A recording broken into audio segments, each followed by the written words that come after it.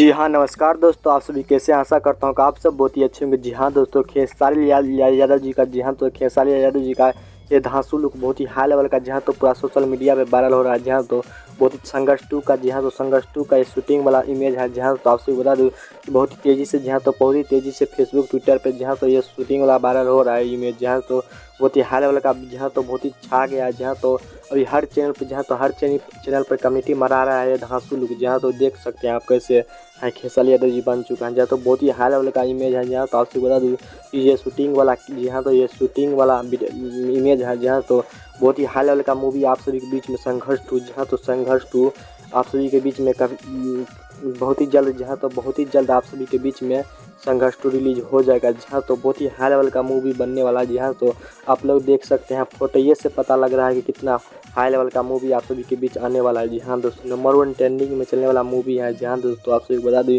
कि बहुत जल्द जी हाँ तो बहुत जल्द संघर्ष 2 आप सभी के बीच में रिलीज हो जाएगा। जी हाँ तो बहुत ही खतरनाक मूवी है। जहाँ तो गैंगस्टर वाला फिल्म है। जहाँ तो आप सभी बता दूँ कि बहुत ही धांसू लुक में जहाँ तो बहुत ही धांसू लुक में खेसारी यादव जी ये वीडियो शूट किए हैं। जहाँ तो फिल्म यानी फिल्म शूटिंग का ये इमेज है। जहाँ तो बहुत ही तहलका इमेज है। जहाँ तो पूरा ऑल सोशल मीडिया पे वायरल हो रहा है।